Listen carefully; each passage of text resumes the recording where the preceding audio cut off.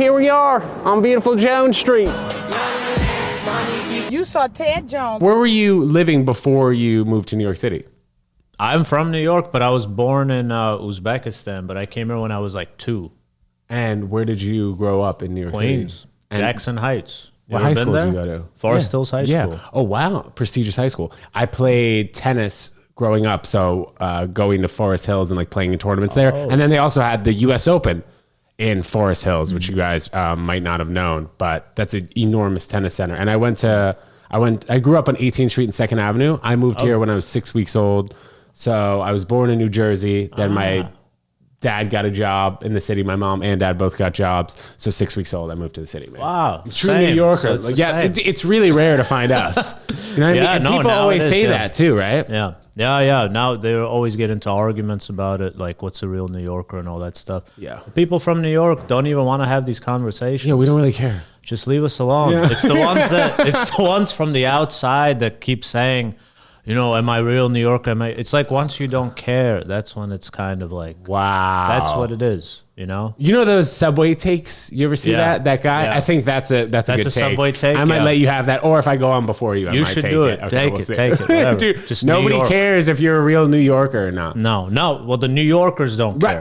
The outsiders do care. That's what I mean. Which makes you not a New Yorker. What? Like if you do care?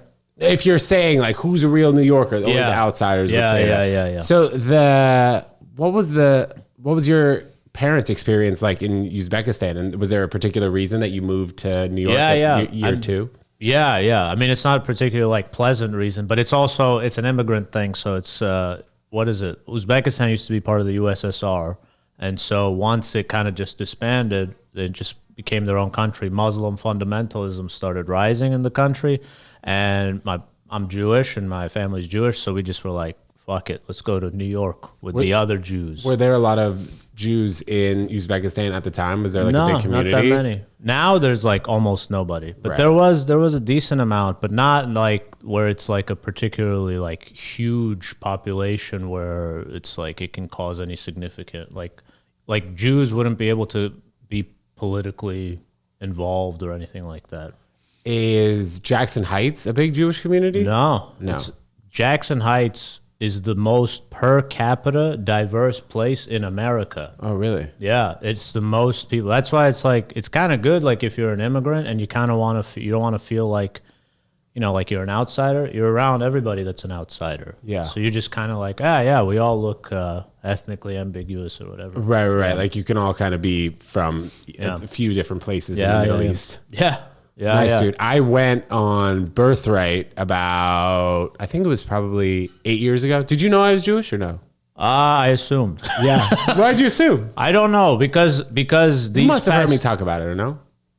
No, I haven't heard you talk about it. But these past years, you can tell who's Jewish based on like how they're talking to you now, because I know the ones that are really like don't like Jews, they don't want to talk to me. Really? Just because. Well, that's because I think you have like a distinctly. You talk a lot about it. You talk a lot about being Jewish. Yes. So now they're going like, this isn't like a comfortable like. If they don't like Israel or Jews, they'll be like, this isn't someone I'm comfortable talking to. And you just assume that the way that I talk to you, that it's more I'm inviting. Either Jewish or I don't care. Yeah. Or it's like, it's more inviting. Yeah. I have a pretty good Judar too, but I guess you have a good Judar. Basically, these last 3 years, few years, last like 18 months, 24 months. So you were very inviting when I talked to you, and I'm like, okay. Or maybe when I see you, sometimes I say Jewish terms too. That too. That too. Shabbat shalom. Shabbat shalom. Yeah. Non-Jews will say that. They do. Yeah. No, but I do like I do find myself having a good Judar, and then it's funny. Jews out on the streets be like, "How did you know I was Jewish?" It's like you fucking. I could be blind and I could know that you're Jewish. There's no way. Yeah. Only we're allowed to say that kind of shit. All right, you guys at home can't say that. Okay. But yeah, so I went on Birthright. I had an amazing time there. In the short time I was there, I like fell in love with a girl. Oh wow. Who was on the Birthright trip with me, and then I fell in love with a soldier. It was it's a classic Birthright thing that they wanted to happen. For those of you who don't know what we're talking about, is it the Israeli? Yeah, the Israeli government funds people going to trips to Israel fully paid for, but it's a bit of a propaganda play because the amount of things that you're doing when you're there for 10 days, you're up at 7 a.m. and then you're doing activities until 10 p.m. and it's exhausting. You're hiking during the day. I went during the summer, so hiking Masada and doing everything in the sun, and then you go to the Holocaust Memorial. You do things that are emotionally and physically draining, but I had a great time, and that's ideally what they want you to do is like fall in love with another Jewish person on your trip or a soldier. So it was a great time. Which one did you like more at the end, or was it you liked one and then something happened and then you I think during the trip I fell in, it's insane that I'm saying this, but I really I fell hard for this girl who was on our trip, and she lived in LA and I'm in New York, but just ultimately at the end of things wasn't going to work. I had a job in New York, she had a job in LA, and then it faded rather quickly. It faded probably a month and a half or 2 years after. And then when October 7th last year happened, I actually had the Israeli soldier on my podcast when she visited New York. So that was a crazy situation because that was a week and a half, 2 weeks after October 7th, I had her on my podcast. You kept in contact with her since your birthright trip? Yeah, the soldier. The soldier. Yes, Kept, oh, wow. The other one, not as much. But I do feel like when you're on a trip like that, and people can probably speak to that as well, when you go abroad for 6 months or when you're at sleepaway camp and you're so intertwined with people day in and day out for hours at a time, you really do connect with them, and one day will feel like a week. Yes. And I can imagine that people who got married in the past, I've thought about this before, there's so much time in between. I don't know how you and your girl met, I want to know, but there's so much time in between, you meeting someone, then you're texting, and the texts are 6 hours apart, and then maybe you don't see them again for 4 days, and then after that you don't see them 5 days. But my grandparents, they met at Rutgers University in New Jersey, and then I'm sure after the time that they met, they were married within a year, and they probably saw each other almost every day. But now it's just things are a lot slower. Yeah. I mean, technology obviously plays a part. I remember I think Chris Rock had a joke where he's like, I was married to someone when cell phones were out, which means that I was married for 10 years with the cell phone. That means I was married for 30 years because I'm sure that you said your grandparents, so they saw each other, but then they went to work. They didn't see each other. And then that's it. That's the work from home. You saw so many relationships start and so many end. Because then this is who you really are. Or something, which is good and bad, I guess. Right. But I mean, I don't believe that humans are really meant to spend every waking moment together. It's you go to work at 9 a.m. and then you're back at 6 p.m. And same with your partner, theoretically. And then you guys hang out from 6 to 11:30. Then you go to sleep. Then maybe Friday night you have dinner. Now more so if you have two people that are working from home, I think that's also another reason why relationships between 20 and 30-year-olds aren't as strong, and there aren't really as many as there were 20, 30 years ago.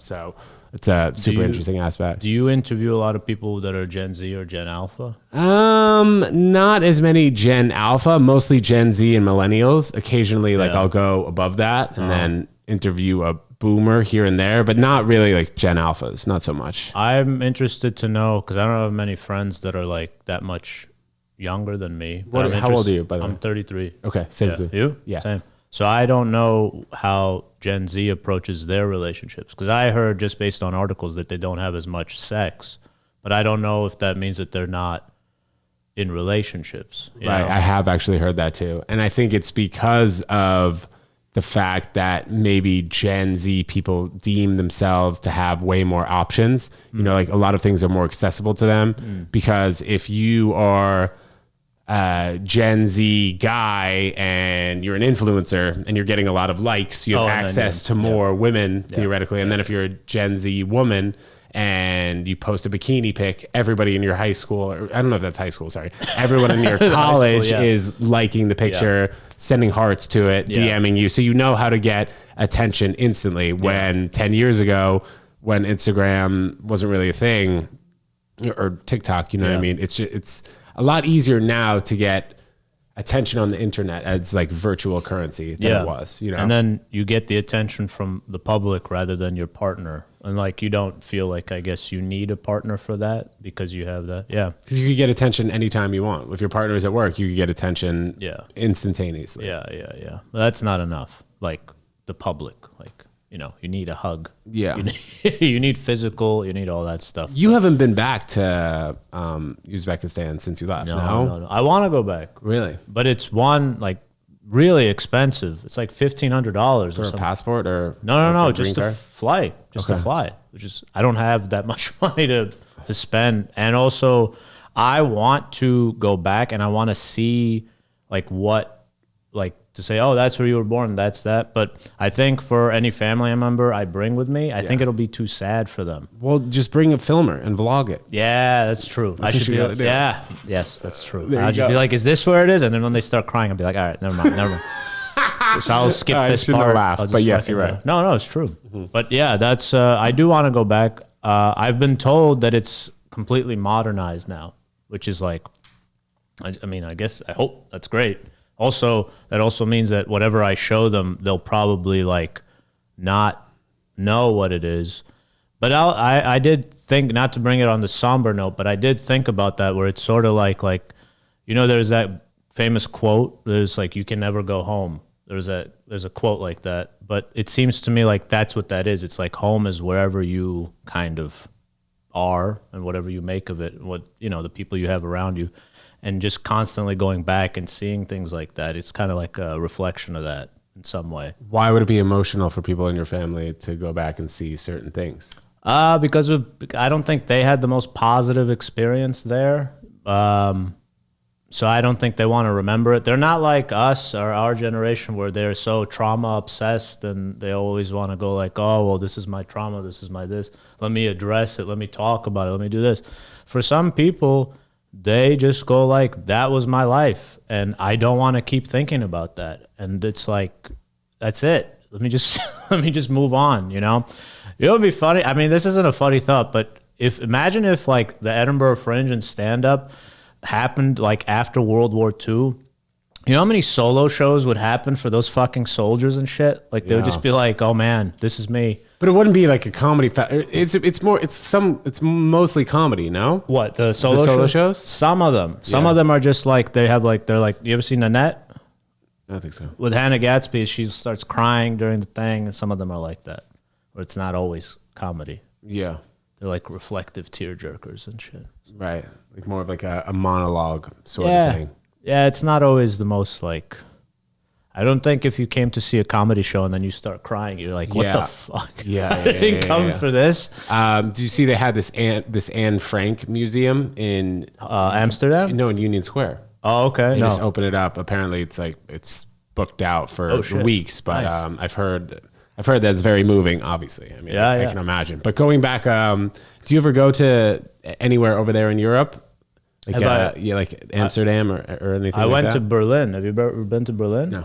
It's very nice. If you ever do want to go there, like to do comedy or anything, just let me know. Yeah. I'll send you all the names and all that shit. But it's like Berlin is like, I guess like a socialist dream. I guess like healthcare, safety, all that shit, and it's great. It's great. They are very guilty, but the older ones, not the younger welcoming. ones. Okay. Not the younger ones, not anymore. Right. Bro, this situation with Kanye, man, is out of control. Like What's when he the went most to recent thing that he did? do you know Dave Portnoy, Barstool Sports? Yeah, the pizza guy. Yeah.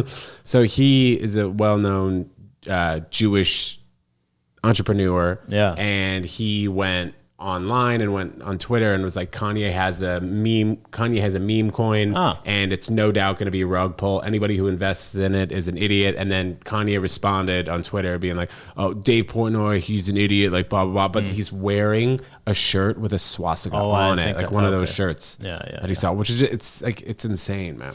What do you think about Crazy. About what happened with Kanye? I think that people forgot what he did. I don't know the timeline, but people forgot when he did one of these rants, like, what was it? A year ago? Yeah, Like I think in 2022, yeah. Was it more than that? Was it with Adidas? yeah, when was that? I think 2022. So it was before October 7th. Yeah. Okay. And then he kind of kept silent about October 7th. And then people seem to forget. Like Jews, I do feel like we're still playing his music and being like, oh, well, we're separating. And people could say that. Yeah, and then up until the Grammys, he brought his wife to the Grammys in that insane outfit where she's actually nude. Then he had a listening party afterwards. Yeah. And then it seemed like he was relevant again. And then right before the Super Bowl, it just seemed like everything came undone again. Like he went on Twitter and then had hundreds of rants and just said hurtful and racist and anti-Semitic things to everybody. It seemed like he was offending all people. To get it Oh, what's up? Hey, there he is. The daddy's home. What's up, dude? Get a picture in here. Get your face in here. Are you using my camera again? Look at this guy. Ed Brady. Dude, I was telling Natan about your story with Louis C.K. Yeah, I remember that scene. How funny is that? He loves us. I want to get a clip of you doing it eventually, and we're going to put it on you have to put it on the Instagram. Great is to got him the time that I saw him afterwards, and I was like literally chasing him down the street. Like, but I want to talk to you. He's like, I'm good. He's like, running away from me. I'm like, I got a bone to pick with you, pal. Jesus. It'd be crazy if you started a fight with him. Turned into Costanza. So funny. But no, I think he's out of control, and they say he's back on that laughing gas, that Narcan. So maybe that's affecting his head too. But it's just it's sad to see because he was so many people's favorite artist for so long. Yeah. He did actually say something about October 7th. No. But people kind of didn't really acknowledge it. This was after his album came out, like the newest album. That's insane. I didn't know that. But it wasn't like a big deal because it was on TMZ. And then they asked him, like, so, like, you know, you're out. And his album went to #1, also in Israel, which I think that was kind of funny that also that they didn't really care. But then they asked him in TMZ, they're like, so what do you think? And he started talking about Spotify. He was actually making good points where he was going like, what do you think about Spotify limiting the amount of money that artists can make? So they capped it. It was only $500 million for every single artist. And Kanye was like, that's terrible for artists. You're not like incentivizing us to make new music and all that stuff. And then the guy said, so what do you think about Israel-Palestine? And he said, I don't have all the information to give a good answer yet. And there are people dying in Chicago, in my town, and nobody cares. Does that sound like someone that's not aware of what, what that actually sounds like? Very aware. A sensible like answer, which kind of, for me, that made it seem like the things he said before were very calculated and were very like, you can't put the crazy label on that. Because if he did that, you know what I mean? Like, it means that what you were doing, you did know. So that's why the only time that I do believe he kind of went off the was, I think, this time. Because he's saying, like, even, like, he's saying shit about, like, fat women. I'm like, what the fuck? What did fat women do to you? You know? But I, you know, I hope as a human being that he does all right. But do you do that thing where, like, art from the artist? Do you do that? Like, separate? It's hard to. Very slightly, and it's hard to. Yeah. Yeah, it's very hard to. Now, a guy like Roger Waters from Pink Floyd, who's extremely well-known anti-Semite. Do I listen to one Pink Floyd song? Yeah. Yeah. But if something dramatic came out like this again, would I remove it from my Spotify library? I think so. Do you know many people that do that? Because I don't even know if anybody, like, thinks past all that stuff. You know, I think they just kind of just move on with their lives and just go like, yeah, right. But I think at some point people do. I don't know if there's an actual tipping point where people are like, okay, now that's it. Yeah. But with this last rant, it seemed like there were a lot of influential people that stopped following him, and you know, the people on Instagram make a big deal out of that. People on social media, when somebody unfollows them, that means that they don't fuck with them anymore. Right.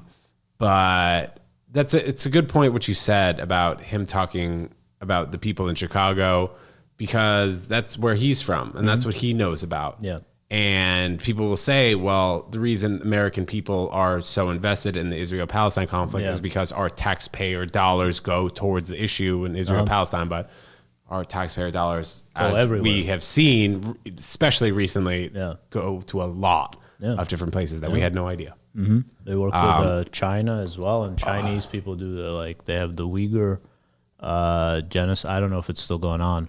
So I didn't mean to make this so dark. No, bro. No. I think it's good. I think when you get two Jews on a podcast, this is all you. Yeah. You want to get some funny parts, but you want to get some serious parts too. Yeah. I forget what we were. I think we were circumcision. We were talking about circumcision, getting snipped. That's hilarious. So Mario Bosco was on the podcast like 2 episodes ago. I was like, "You snipped down there?" He's like, "No," which I didn't imagine he was, but he's he's a Catholic Italian. I thought if you're in America, you'd have to do it. I don't actually know if where he was born. No, really? No. I thought that was like customary here. Interesting. I don't know. You just mean that there's not a ceremony for it? Like the doctor will just do it? Snip. Right. That's it. Maybe. So what did Mario? So he's got a hood. Yeah. That's the problem. The hooded Mario. Yeah, I don't know. No, he didn't get snipped. I have a question. Maybe if Mario is gonna see this, I don't think dude. I don't even think he listened to our episode too. He's like, I'm busy. I was like, bro, our episode. You're in it. It's so funny too. You're in it. If you guys get a second after this episode, you should listen to the Mario episode. It was 2 episodes ago. It was so funny. He's a funny person. I want to know how many suits he has. Oh, that's a great question. Because he just always balls out. Yeah. I mean, I'd say 10 on the low end. He's got to have one for every day, 1,000%.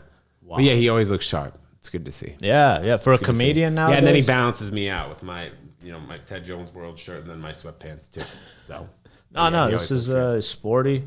It's like you're about to like. I always try and look sporty. I need to be agile on stage. So you do like act outs and stuff like that. Yeah. It's good to see comedians dress well nowadays. Yeah, and do you drink? Look at me. No, you look good. Do you drink? No. Do you smoke? No. We're really not doing that anymore, us comedians. Like back in 15, 20 years ago, it was a lot different. Do you? I mean, I haven't had a drink in like 3 months. Okay. I don't know what my trajectory is going to be with drinking, but high school and college, I drank so much. Then 5 years out of college, from like 22 to 27, I was still drinking a lot. And then when 28, 29 came around and I started becoming more serious in comedy, I just switched to only smoking weed. And I was smoking a lot of weed. And then now I haven't smoked weed in over a year and I haven't drinking in 3 months. Nice. And I'm a vegan. So I'm pretty boring. Dude. Damn, man. And I'm not a foodie at all. Like I'll just eat rice and beans or nuts. So how has that affected you on stage? I think I'm a lot sharper when I don't smoke weed, drink, or eat before I go on stage. Right. And then also on podcasts too. I'm just able to reach for ideas if I'm not full or drunk, which I never would really be for podcasts, or high. Yeah. Which I guess makes sense, all things together, but that's good. I just feel better for the most part. I mean, I think when any comic does that, they're already like 3 steps ahead, because I always hear about these struggles from other comics about trying to get rid of these things, like about alcohol and all. And it's like now too. Yeah, and then it's like them talking about it, and even a bit older than us, And it's kind of like if you're already doing that now, then you're so much freer to kind of just go past that and actually talk about what you want to talk about, rather than like, oh man, fucking, I can't stop drinking. Yeah, and it does seem like, I don't want to put a time frame on it, but there was a lot of comedy that was based on drugs and appearance too. Yeah. Like you can't really talk so much about your appearance if you're in solid shape, but you can talk a lot about your appearance if you're like fat, chubby, and whatever it is. Yeah. And also like, you do, like when Dice used to go on stage and he would smoke, it does look cool to do that. I can't say it doesn't look cool. Yeah, and Chappelle still does it wherever he wants. He still does it. Yeah. Yes. He brings a stool with him on SNL. Like he doesn't have to have it. You could just do this. That's how fucking like this kind of like, he's like, what do you call it? He's just, I'm a cool guy. This is what I need. I need a stool. I need an ashtray. I need a cigarette. I'm a cool comedian. That's all you need. So now what you can do is just get celery and just start fucking chewing. That's all you do. Yeah, celery. And I'm getting a little haircut trimmed tomorrow. But nice. But bro, this girl, she came to one of the shows here, and after the show, she was like, by the way, I'm like, I have a salon. I would love to give you a haircut for free. I was like, what? Bitch, do I need a haircut? And then this was like 2 weeks ago. So now I just finally decided I want to get the littlest, just the dead ends off. Ooh. So you can't even tell. But then another guy at the show, which he's definitely right about, he was like, well, dude, you'll get one for free. And then, you know, you're not going to stop going back to her. But I wouldn't mind that because I really don't get too many haircuts a year anyway. So the next time I go back, maybe it would probably be more expensive, I would think, or some collab on social media where I would need to post it or something. You know what I mean? I mean, as long as you look good, see. as long as she does a good job. Did you say as long as I look Jewish? No. As long as you look Jewy. As long as I keep it. Like fucking, the payas. Yeah, That's hilarious. Yeah. Do you speak any other languages? Russian. Oh, Russian. okay. Я говорю по-русски, да. Да. Do you? No. I just have, Russian accent. I speak in a little bit. Oh, yeah. You know, good. doing bicep, You sound like a fucking villain in the 90s. Well, every single one. This is the time to be having the milk and vodka, This is the white Russian, Milk and vodka. But steroids are eating for breakfast, It's pretty good. I just have an accent, that's all. That's good. Yeah. I'm impressed. I can't do the accent. Well, you can speak Russian. Yeah, but I can't hello, really, I don't know if am. but I don't know if I could do an American accent, What do you mean? You're an talking English right accent. Right, but now? What are you I'm talking confused. So you, English accent. Yeah. Hello. well, but that's British. That's not like a New York. Oh, yeah. Oh, Can you okay, do okay. a New York accent? What the fuck? Dude, that was Russian.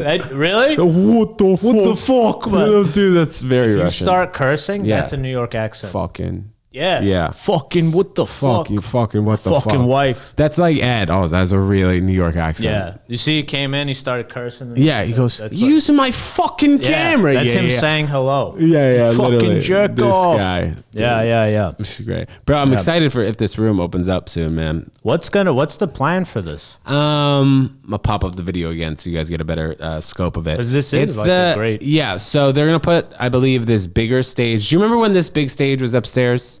This right here. Yeah. So this stage is way better for upstairs, and then they bring because like the stage upstairs has got to be at least 40% smaller than this right here. Yeah. So if they switch the stages, I think it'll just make more sense for them to have the tables around here. But dude, I think they could fit like almost 60 people down here, and then there's like 55, no seats left upstairs. Wow. So if you get really crowded Friday or Saturday night, and you get 60 upstairs, 60 downstairs, or around there. You do that'd be pretty shows cool. at the same time. Yeah, that'd be pretty great. cool. That'd be really cool. It's just a matter of figuring out like during the week having what if they're gonna do some sort of like disco parties upstairs or comedy all the time. So Nice. We'll see. This seems like I don't know why this was a depressing room when it was open, because this does seem like it can be a great room. Why was it depressing? What do you mean? Well, from what I've heard, like what Louis did, that's the only thing that I've What heard. did he actually say during the episode? He didn't say. It was just him and Doug Stanhope went downstairs. Yeah. And So they then came down these steps right They here. came down these steps. I don't think this door it was like that, but it was like a hallway, and then you can just pop in, and then you see a stage. Right? I forgot where it was. Over here. Over here. Yeah. And so they saw it, and then Louis like, "This is the saddest thing I've ever seen." And then Doug Stanhope is like, "I know, it's great." And then he went up, and then there was like this fat dude on stage, and he was bombing terribly. And Doug went up, and he was killing because he's Doug. He did one of his bits, which was interesting, and it was only like 10 laughs and stuff. But you could even feel, like, you ever been to like one of those open mics where it's just dead? Everybody who doesn't want to be there, that shit. And you could even feel it through the television, how like that desperation, like that shit. That's dope. Yeah, and Doug really, I think even in real life, I think he thrives on that because he's like a very dark kind of mind, you know? But that's all I remembered from this. So, but looking at it now, maybe there were just like a bunch of depressing comics coming here. You don't seem depressing. So the fact... I hide it well. No, I'm not. I'm joking. No. You don't see, yeah, because I don't know how long we've been talking, but usually depressing, they would show it like by now. You would just start talking about killing yourself like 4 or 5 times. Yeah. You would reference it for no reason at all.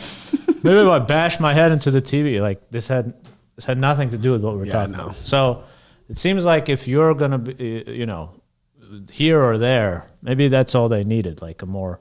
Yeah, well, I also Positive think I also think that back, the future of comedy seems brighter than it ever has. I think. Yeah, because you can potentially make it in so many different facets, whether it's through putting a stand-up special on your own YouTube, selling it to one of these many networks, going and hosting a show on NBC.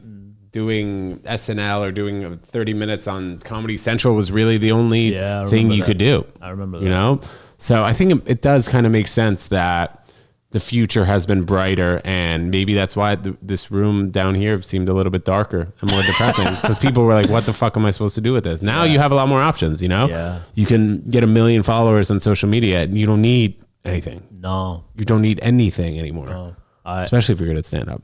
Yeah. There are some people when I go on Instagram and someone tells me like, oh, this person has 1 million followers and they're a stand-up, and I've never heard of them. Really? And it's happened a few times where I'm like, where the fuck is this? I don't know where they perform. Like New York people, or? They're not New York, anything. They just like book a tour all over the country, and that's their stand-up.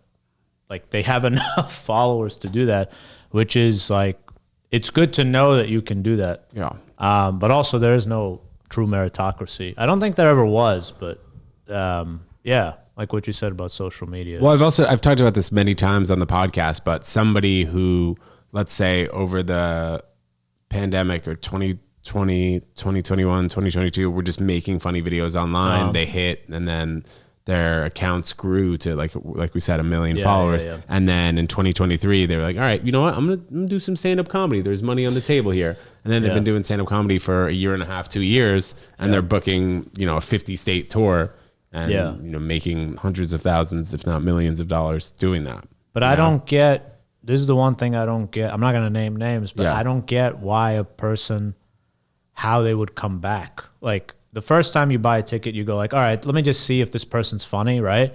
And then they bomb, which they have to. You don't have an hour after 1.5 years of comedy. So then what happens after that? You know what I mean? I think that to what you're saying, I completely agree.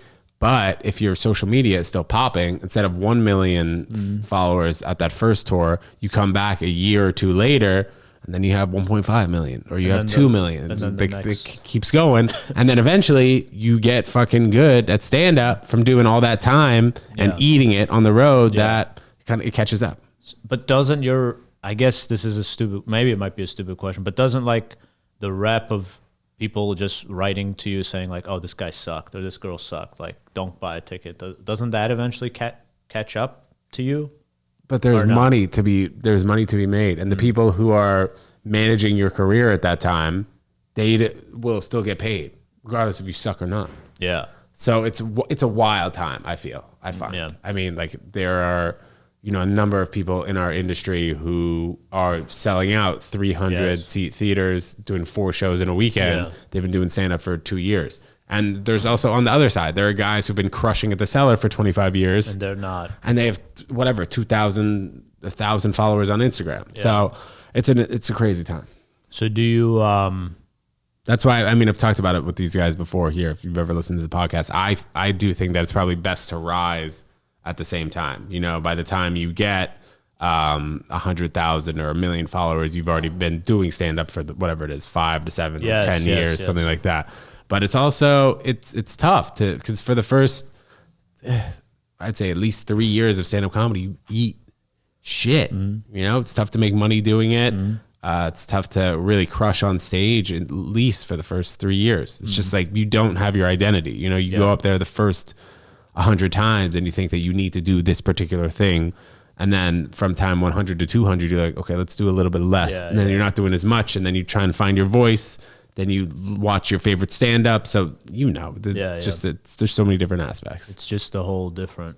But maybe the way, I don't know how people start now either. Do you see like people more, they just start with social media and then they just go like, let me just focus on this? Or do they actually go up at mic? I don't know. I think that's a really good point. From the mics that I do here at Comedy Shop, which I maybe will do I'll do at least once a week. Maybe I'll do 2 to 3 depending on the week. But I'd say twice a month I'll see a person who is doing it for their first time, but I mean, it's rare that you'd ever see somebody come back to a particular place and do 4 or 5 open mics and consistently do it, just because it's so difficult. And with social media, it's kind of like going back to what we were saying, circling back to dating. It's like there are so many people who are good at stand-up comedy, and if you get that stand-up comedy in your algorithm, you'll see hundreds of people who have hundreds of thousands of millions of followers and get those likes and are making money from it, and they've been doing stand-up for so long that it's intimidating. You know, I think it was a lot easier to start before you started seeing the vertical clips on TikTok of people doing stand-up comedy, which is very recent. And I shouted out Andrew Scholes on this podcast, and he was a guy who was in this basement, and he's talked about it for 4 years straight, doing shows for 4 Ukrainian or Uzbeki people who don't understand him. And like, this is where he was able to build his voice, and he wasn't doing shows in front of 1,000 people when he was 3 years into comedy. So I think it's intimidating now to start comedy because there's so much theoretically pressure and people out there. What's up, Lorenzo? And I think if you're going to do it, you really have to know that for a number of years, it's going to be insanely hard. And you got to go to a market where you can do it a lot. You can't be in the middle of the country and do it 3 times a week. You can't. You have to go to one of the 3 big markets, which is New York, LA, or Austin, and you got to really try your best to do it every single day. I know it seems like a lot, but you got to try your best to at least do it 25 out of 30 days, at least. I remember. Which I think you could probably agree. Yeah, of course. 2 to 3 times a day, I remember people would do, and I would do that, and that would just get rid of the nerves, like the stage time.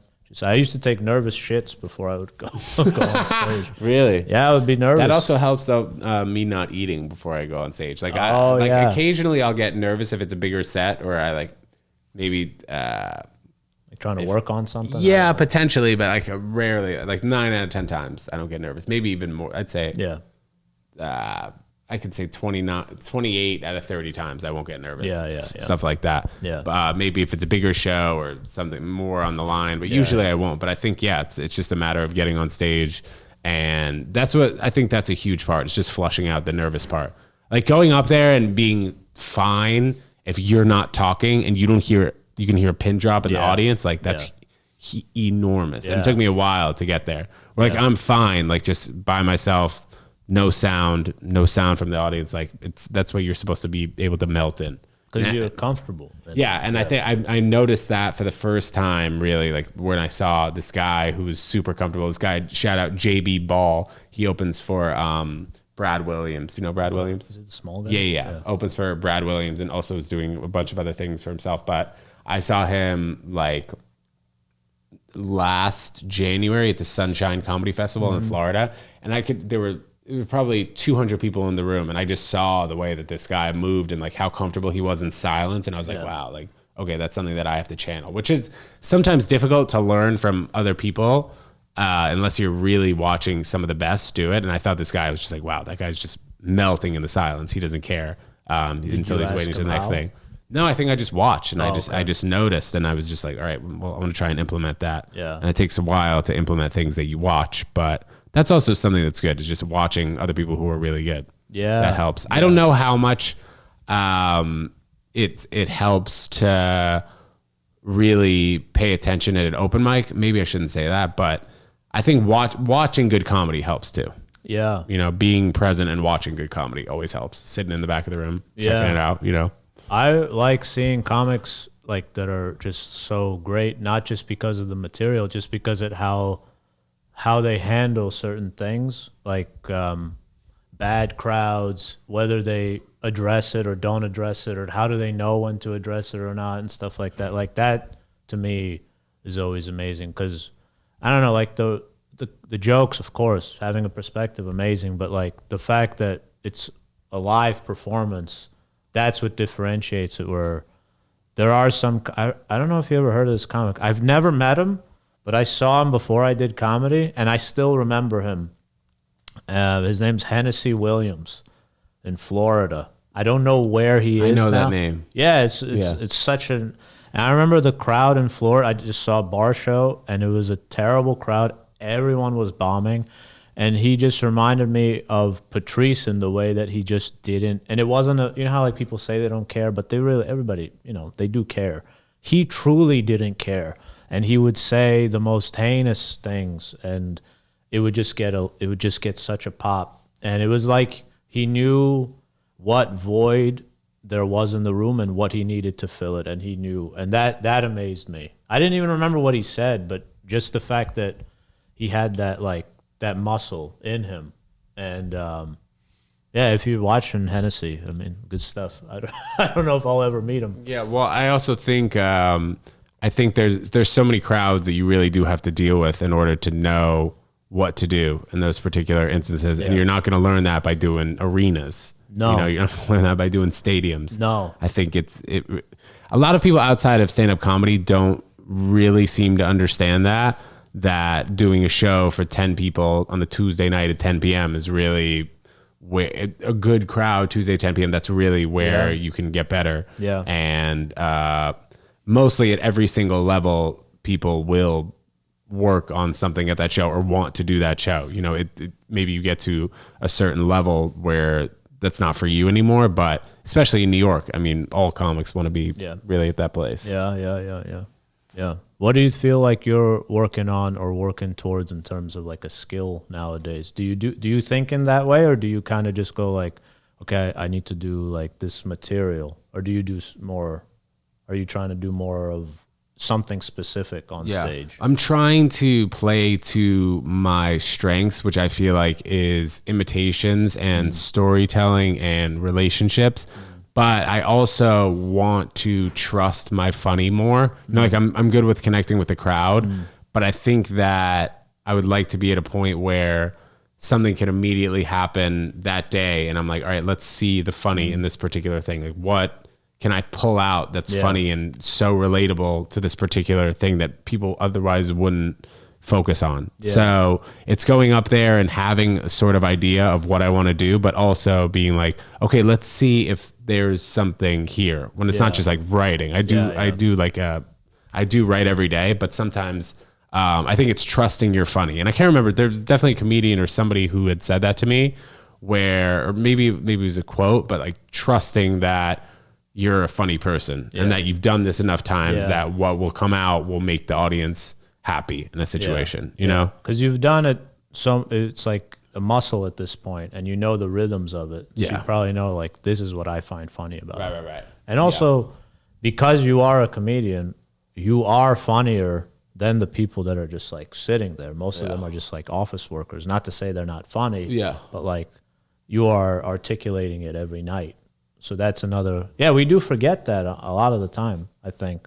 Or maybe I forget that sometimes. Like, I want to say one joke or this joke, and you're like, what the fuck am I worried about? Like, just go up and be funny. Yeah. It's like, you know what you're doing. Yeah. And I think there's sometimes when, I mean, and this happens to everyone, where you'll do a show at 8 p.m., you crush. Yeah. It's so fun. Everyone's dying laughing. And then you do a show at 9 p.m. and it's 90% worse. And then you just get off and be like, dude, I had a good time. Like, I thought I did great. Yeah. And sometimes I feel, I don't know if enlighten's the right word, but sometimes I do feel really good after a show, like that 9 p.m. show, where I'm like, that crowd was weird. Yeah. Maybe I will have gone first and the host didn't do that good of a job. And there's so many, I don't know if you've heard this phrase, like inside baseball things about comedy, where only really comedians and people who see a lot of comedy or work in comedy know that, the host really did not do a good job. The host was all over the place. Yeah. The crowd didn't do a good job. I went first in the lineup. They're not warmed up.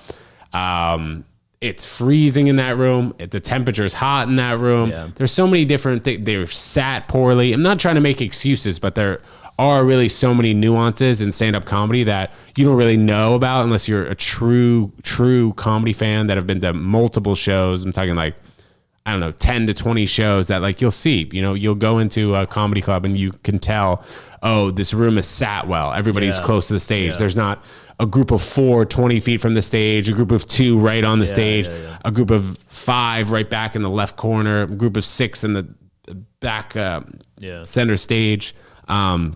There are a ton of nuances. Maybe some of the people being in New York City, they got barked into the show. They didn't know that they were going to see comedy until 5 minutes before the show started. Yeah. So until you get to the level where people are buying tickets specifically to come see you and you're selling out venues, there are a lot of nuances in comedy because from what I can see and what I've heard is that it gets easier when there are 300, when there are 3,000, 30,000, 300,000 people to come see you for that show. I mean, they're all seated at you. And they're also there to see you. Yes. You know, they already like you. Yes. You don't have to make them like fight you. for them. Yeah. You don't have to kind of the bombs happen far less, I'm sure. Yeah. And also high ceilings, low ceilings, like this thing. This is the laughs will just stay you're in the a room. basement in a I don't know, what is this?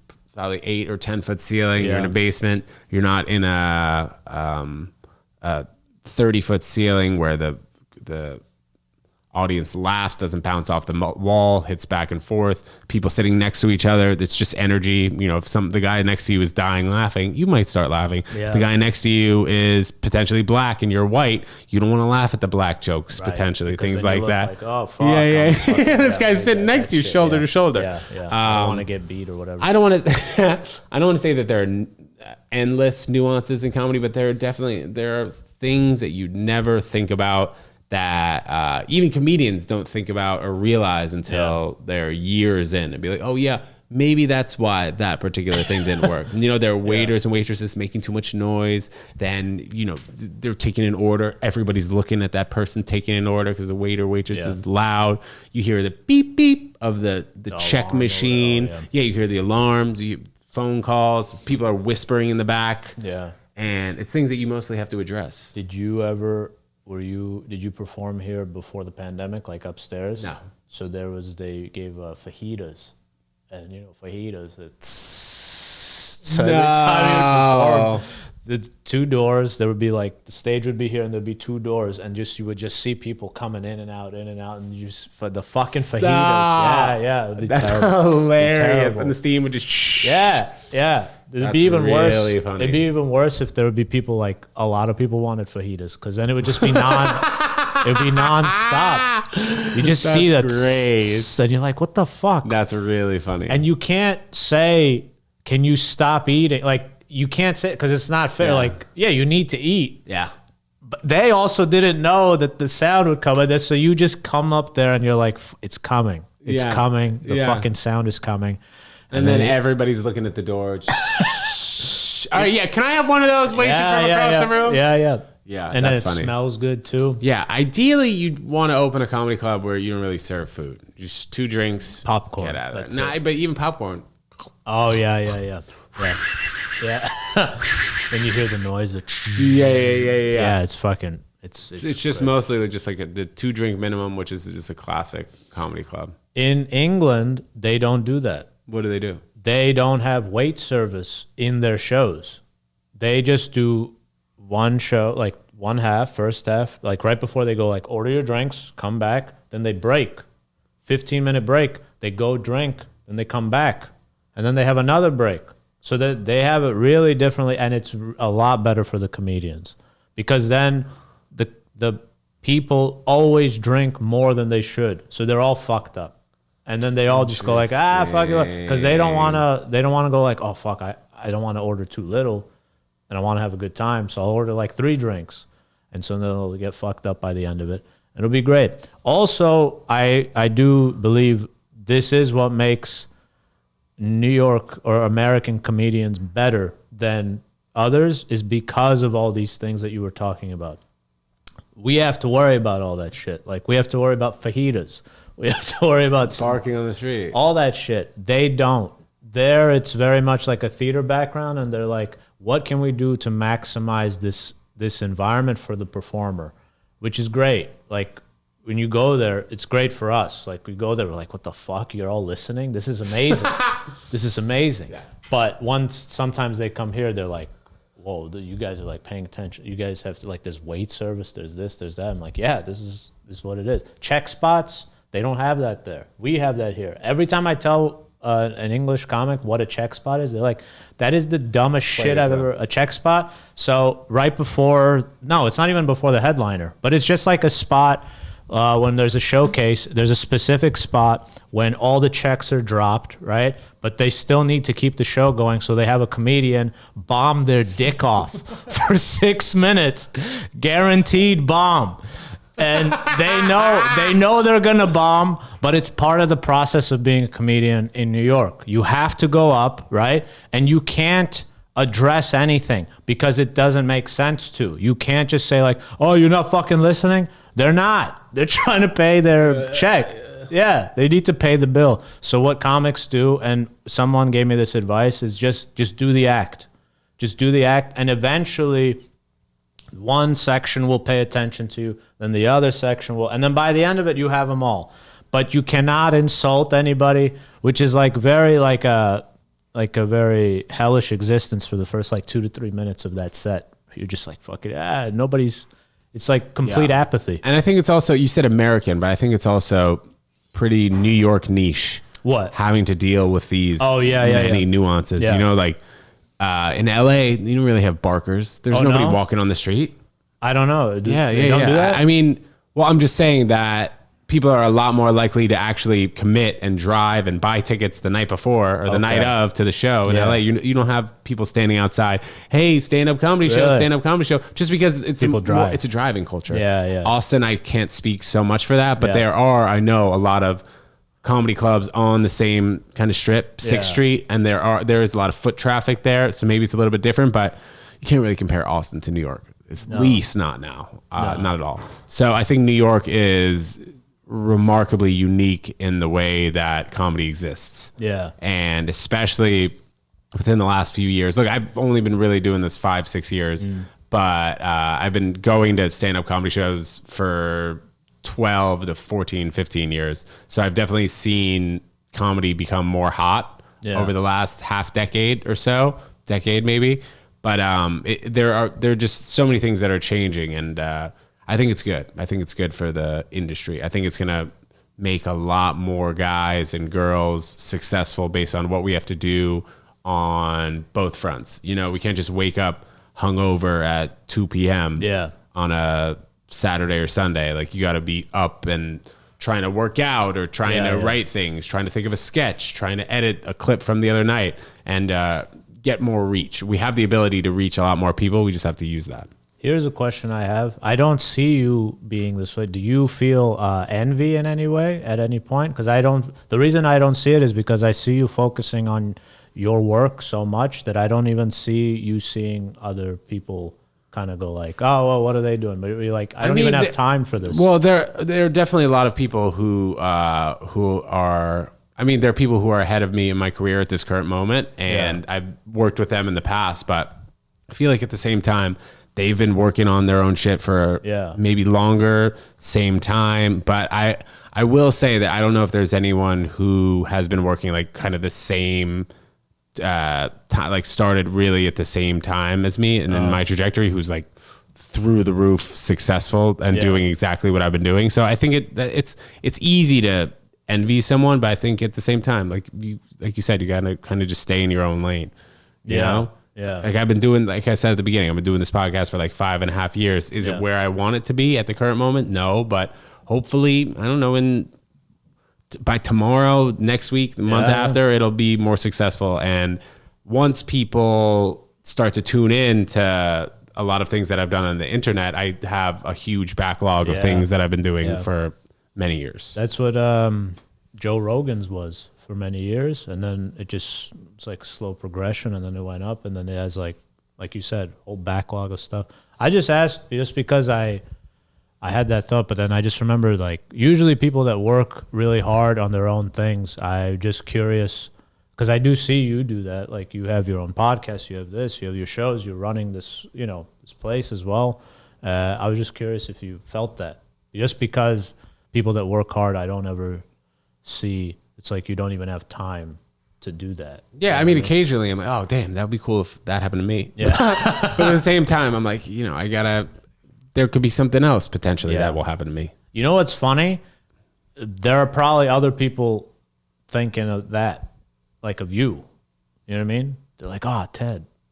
What do you mean? Thinking that they're Like, why am I? You know, like, oh man, Ted's here. I mean, but bro, at the same time, like if you look at like you said that I'm doing like I'm trying to do a lot of things. Yeah. So I think if you were envious, you'd try and do a lot of things. Yeah. And then at that same point, if you try and do a lot of things, you wouldn't potentially be envious. You know? Yeah. So I think there's that. That's what I noticed for me. I used to be very envious when I started comedy, but then I had that thing in my head where like every time I think about somebody else, that's more time I'm not spending on what I could be doing. You know? This is very, you become like a Zen Buddhist fucking monk when you. Bro, when and you it all do started from this. stand-up here. It all started from this jaw surgery. What happened?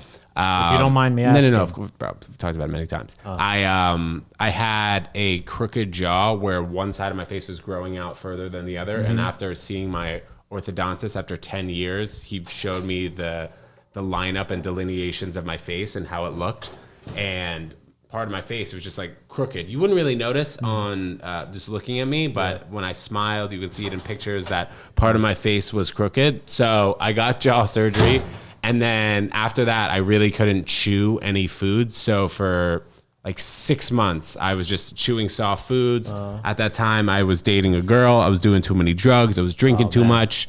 And then I stopped working at my real estate job, taking stand-up more seriously. But I think it was just the huge dramatic shift in my life and what I was doing that made me take life more seriously because I had a second wind. It's called TMJ. It had to do with your teeth? Yeah, so it's I don't want to say a disorder, but it's something that is pretty prevalent in women more so, where they have just a jaw disfiguration.